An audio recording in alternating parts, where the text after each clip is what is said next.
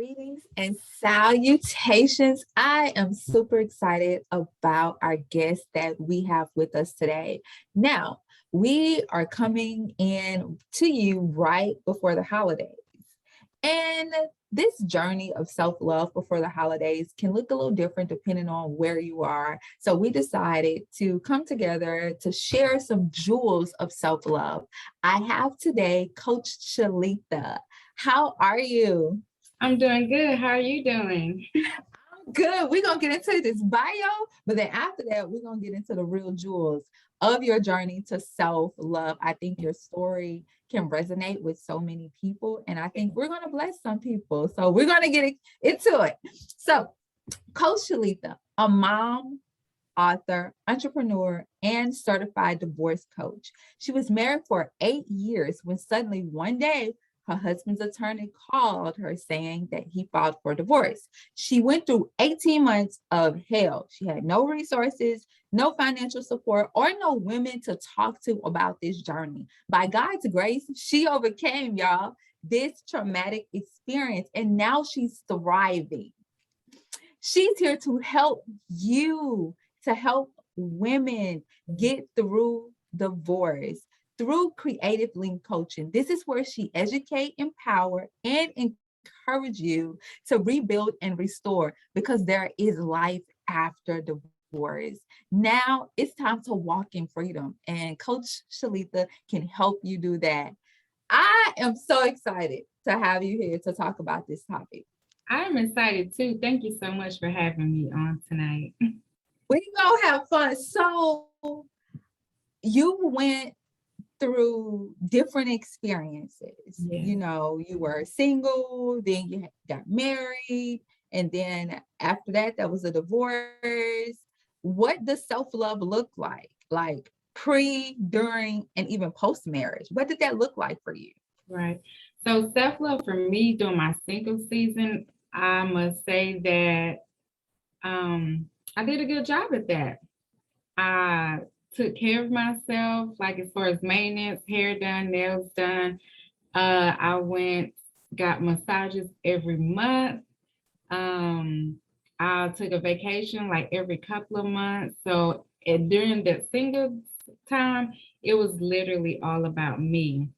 And then when I got married, it became all about the marriage and then the husband, and then I had a child.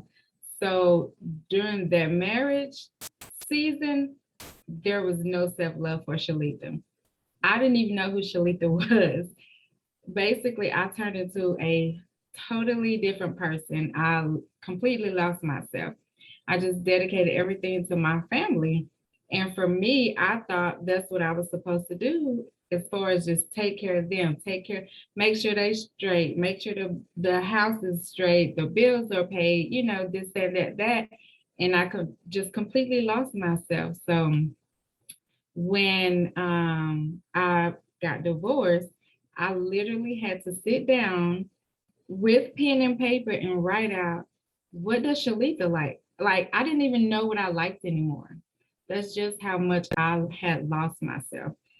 I had to start over, like as if I was a child. What did I like to eat? How did I even like to dress? Because becoming a wife and then a mother, of course, for some, the weight gain comes. So for me, I gained so much weight during my pregnancy. That's a whole nother journey, but to where that changed the way I dress. So just going through that situation, I was like, wow, what do I even like to wear? Like, what do I want to look like? I just did not have a sense of style or anything anymore. And so that's how the self love journey for me came about, because I had to figure out what it was that I truly liked and what made me happy. So now I'm to the point where, hey, I get my nails done if I feel like it. Since the pandemic happened, I had started doing them myself, but now I kind of go back and get a pedicure and, just gradually getting back out there. I go get my massage, getting back to the things that I truly like to do for myself and the things that make me happy. And I'm just so simple, like just going outside. Like sometimes I literally just go sit in my car at the park and won't even get out the car, but just to be outside and getting that sun on my skin. And for me, that's my relaxation. So just those simple things. I'll take a book, go sit in the car and read, those type of things I like to do, go walking.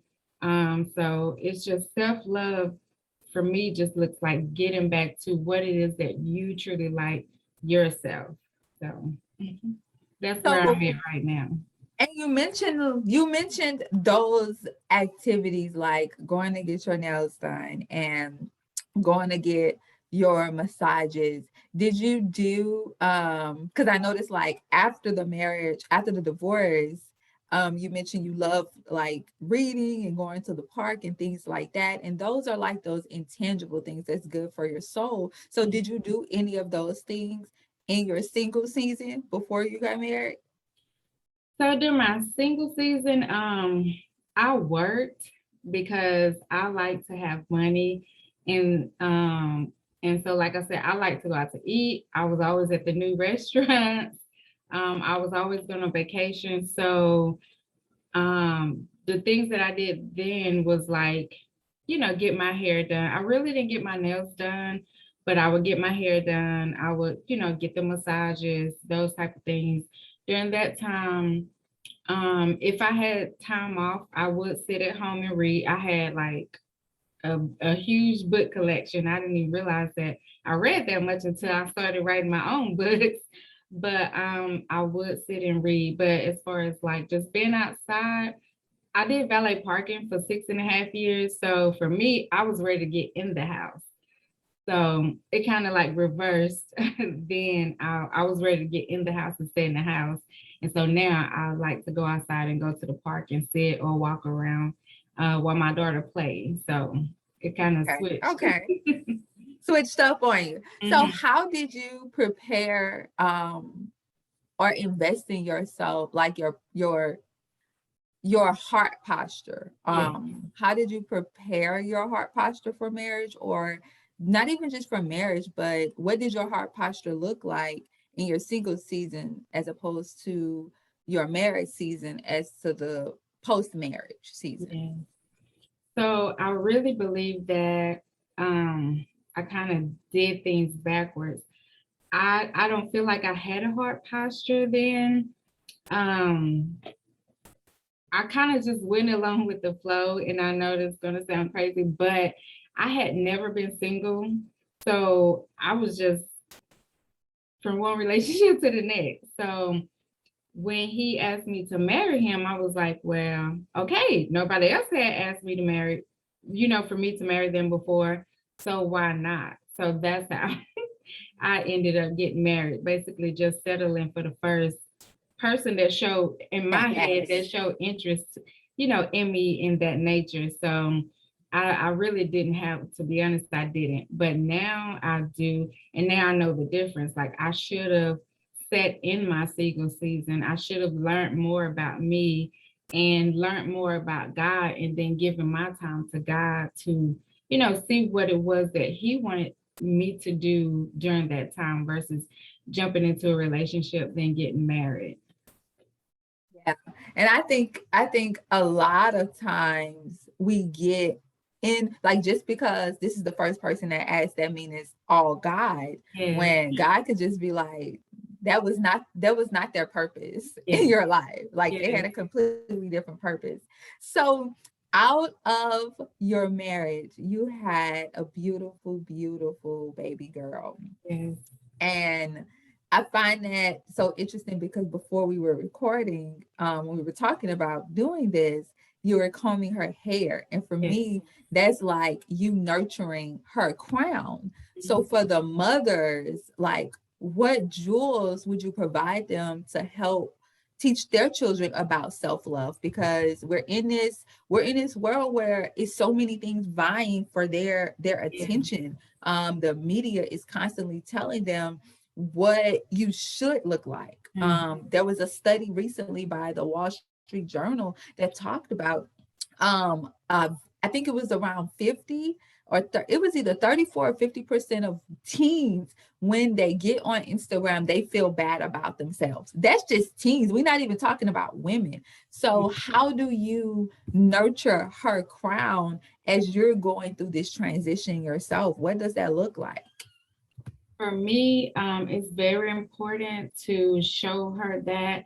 Um, so one thing that I could say is I get dressed myself.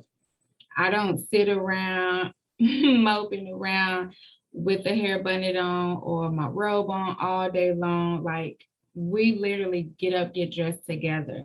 So it'll be days where I'm like, okay, let's get cute. We're gonna go on our date. That's what I call them. Like we go to the movies, or we may go out to eat, go have lunch. Um, or I may even ask her, like I'm teaching her now to do the things that she loves to do, that she likes to do, and don't be afraid to share when, hey, I want to do this today instead of that. So it may be times where I say, well, hey, what do you want to do today? Okay, mom is gonna do whatever it is that you want to do. Just let me know. And she'd be like, well. So and I say, okay, go pick you out something nice. So I give her the opportunity to use her own brain to think, okay, what it is that I like to do, or okay, how do I want to look today? Versus me always dressing her. Even with her hair, I always ask, how do you want your hair? Okay, let's look online, find some hairstyles for me, and let's see, what I can come up with or if I can do it. And so she even likes to pick out her own hairstyles. So I just feel that giving them that space to become their own is very important, because they have thoughts just like we do now. If they know how to articulate it or not, that's a different story. But I feel like starting them off early by giving them that space helps them as they grow up to be able to say yes, no, this what I like or this what I don't like, instead of just falling into the first thing that comes along, or the first response that somebody gives them, and instead of just like really saying what it is that they want. So with her, we do affirmations. I make her stand in the mirror and look at herself.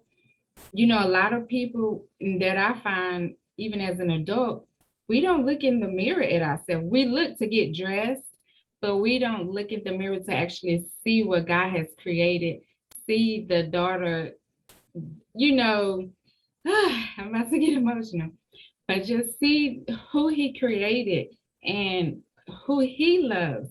And I feel that's important to start with the young girls, because these girls, they don't think that they're beautiful now. They don't even see themselves as even worthy. So for me, I stress to her, I don't tell her, oh, you're pretty, you're pretty, you're pretty. I don't put that in her head, but I say you're beautiful, you're God's daughter, you're my daughter. Like I have her recite those things as well, so that she can know why she's even here at a young age, versus like me, 40 years old, finding out why I'm here and who created me besides just my mom and dad. I want her to really get that down in her soul, so that she can have a different outlook on life and have a different outlook on herself. So yes, we stand in a mirror. Um, like I said, I make her look at herself. I make her say that she's pretty, and there's just those type of things. Like, I'm a child of God. I'm fearfully and wonderfully made, and it is a struggle. By her being young, she don't want to do it, but I feel like by me not having that teaching, it would definitely help her as she gets older. So I just say, especially for young girls, like, you have to pay attention to them, and sometimes you just have to make them do stuff even if they don't want to, because just like the Bible says, if you teach them when they're young, they'll go back to when they're old. So even though they may not want to do it now, but when they get older, they may remember those little things that you put in their head. Yeah, it'll come back to them. It'll definitely come back to them, and that's something that they will remember. And you touch on one of the things I feel like my dad did a very good job on is affirming us at home. Yes. Like my dad did a very good job of affirming us at home. He would always tell us, "You're beautiful." My grandfather was just like, I want y'all to be independent. I want y'all to be smart. He used to have us say this one chant. He'll say, "Who's real?" And we'll be like, "I'm real." And we'll just chant it in the back seat. And looking back, that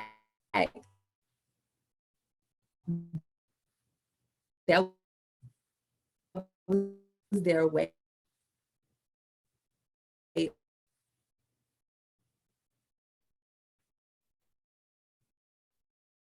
and a lot of people and who I am, because I've been affirmed in that at my house Yeah. first. And I think that that's so important. That is so important. So we also want to touch on the fact that you're just not a mom,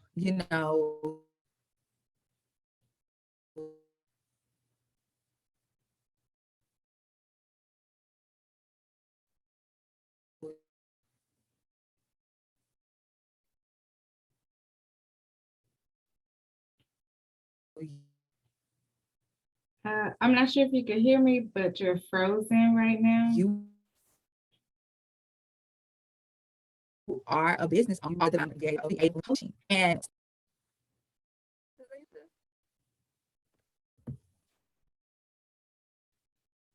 So for me, self-love and business is kind of like the same thing. Like you have to um, know your roles, but also know that it's important to give yourself that time and that space away from your day-to-day business or work life. Because if you're just on a go, or trying to work, meet those deadlines, meet those goals, you don't have time for yourself, and then you get burnt out. So it's very important that you learn to love yourself while working, whether it's okay, I feel myself getting tired. Let me just get up right quick for 5 minutes. Let me go stretch my legs, walk. Like, self-love doesn't have to be hard. That's what I learned. Every little bit counts, and every little bit helps, because you know yourself. So you know what it is that you need in order to be successful or productive. So just being on the go all the time, like that's not realistic. Like you will get burnt out and you will get tired. And then if you are burnt out, how can your business thrive? So that's how I and balance. so that goes into the one of the Bible studies that we attended with one of our purpose partners, Calandra Williams. She always, well, in this specific Bible study, the one thing that she said was, we always see Jesus walking. He never ran. I was like, what? Yeah, I was like that too. So it's one of those things to where, when as a Christian, when we're doing business and our business is of the kingdom, we should move differently. And like you say, when you're burnt out, that's not the best strategy for your business. That's not the best way to run your business. So which ties into the next question, like what's the intersection of business and faith? Because if you're a faith-based business, sometimes a lot of times you have to use discernment on who you decide you're going to partner with and things of that nature. Mm-hmm. And that's what I was going to say. Well, not say, but faith and business for me is very important that you be in the word, because believe it or not, it was entrepreneurs in the Bible as well. They just wasn't specified like how we have all these different titles now. So for me, it's very important to stay in the word and stay rooted in God, because like you said, the discernment is important. If you're not rooted in God and know the word, because you have to know it for yourself in order to know what's right, you will have all these sheep come out and not knowing which one has one to trust or things like that. Have the real fur or not. That's how that's my interpretation of it. So you may get that fake fur and think that is real, but in reality it's not, because you not taking the time to sit there and build up your discernment for the entrepreneur lifestyle, or the business lifestyle. Because some people sit and watch. And you don't want to be one of those that are getting taken advantage of because somebody's plotting on you, and you just so quick to make moves or be here and be on everybody's platform, and that may not be the route that God wants for you. So for me, I talk with God about every move that I make now. I didn't used to do this before. That's why I'm divorced now. But now I know that it's important, like just communicating with him about everything, even from my hair to my clothes and my makeup. There's times where he say, "No, you can't wear hair in your head. Wear your natural hair." And guess what? I wear my natural hair. There's times when I can't wear makeup either. So I feel like if you just getting in alignment with God and knowing your role and knowing His role as well, it will help you in your business and personal life. Good. That is so good. So the one thing that prompted us to do this is your new book. Yes. And I want to talk about one, what prompted you to write this book, The 30 Days of Self-Love? I think when I was planning my time out. So of course, since I'm divorced now, I have shared custody with my daughter. So now I make it a habit, like when she's gone on those long weekends, doing something for myself. And getting back to those things that I love, or like, hey, I haven't been out to eat in a while. Let me take myself out to eat. So that's what started. I'm like, okay, especially like for the summer, she was gone 30 days. So during that time, I was like, okay, God, I'm going to be here with you, but I'm also going to date myself, learn myself, and love myself in that 30 days that she was gone. So that's what prompts me to 30 days to self-love, because we have to love ourselves first before we can love anybody else. If we don't love ourselves, and that's something that I learned, so that's from my own personal experience. I didn't love myself, so how could I expect somebody to love me? How could I expect him to know the things that I loved or like when I didn't know myself? So when you learn those things about yourself and how to, one, date yourself, be by yourself, cook for yourself, like, it's people out here that's just so quick and ready to be married, but you don't even know the things that it takes to be in a marriage, because marriage is not just a pineapple cake or a lemon cake, pound cake. Sometimes you get that upside down cake, and you have to flip it up to make it right. So My it's facial hard. expressions. You see my facial and I love, like, I thoroughly enjoy being married. And I'm also very honest and transparent that this is not something I intentionally sought. Right. Like, so and I'm transparent as much as God allows me to about the struggles that we have, because I do think we have a generation that idolize marriage. Yes. and and it's beautiful, and it's a mirror, and it's a ministry, and you got to be able to check yourself before you go checking somebody else. Like, you got to make sure your heart is right. How do you follow somebody that you don't agree with? Yep. Like, I don't agree with this decision, but I know if I'm out of alignment, that tears down what we're trying to build. Right. Like, that's hard. Or it's a quote that I love: choose the harder right over easy or wrong without regards to self-interest. So am I gonna fuss over these dishes in the sink, or I'm gonna worry about the bigger fights we Right. gotta fight together? So a lot of times it takes strength, Patience. and And not know which battles to fight. You like not I all battles are worth the energy. Right. And sometimes what is that the saying that you say, like the gift of hush, like God gives you the gift of sometimes you just gotta know when to be quiet. And that was me. I didn't know how to be quiet. So but now I know you don't have to respond to every single thing. And if you're capable of doing it and it's not gonna kill you, just do the dishes.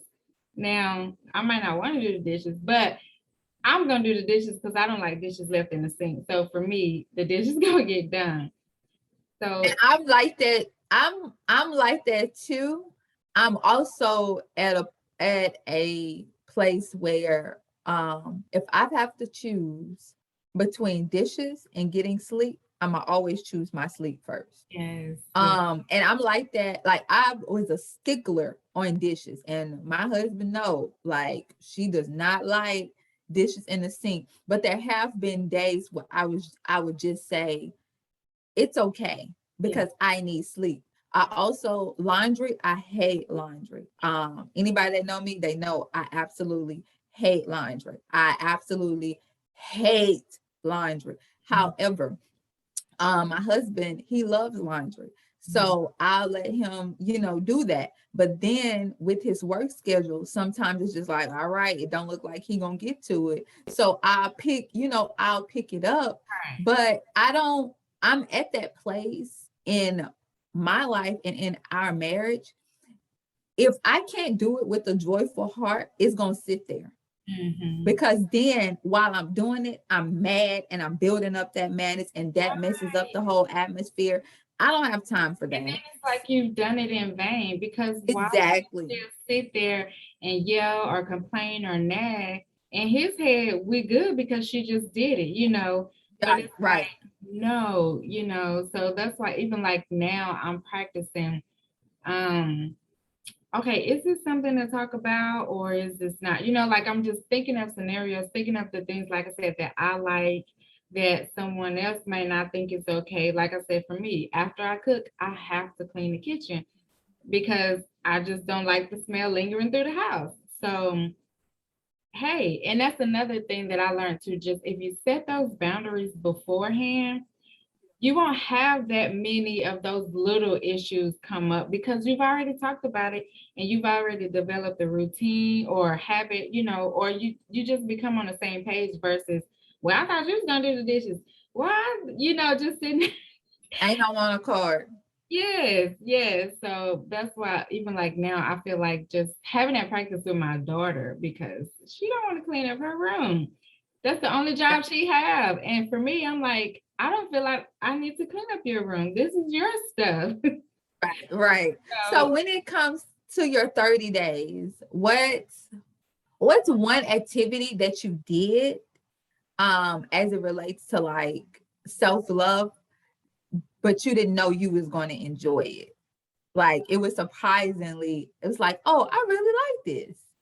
Uh, well, I could say the hardest thing for me was exercising. That was one thing that God did tell me that I need to start doing, and I was like, oh, okay. I had never heard that before, so I didn't know He tell us when we need to work out. So one, He told me to stop eating out.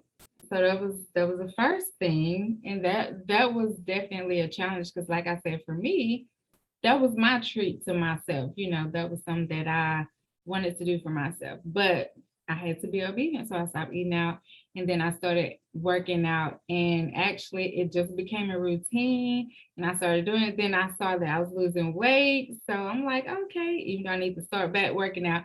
But that was something that I did like. And I challenged myself for that 30 days. I did. I worked out every day for that 30 days.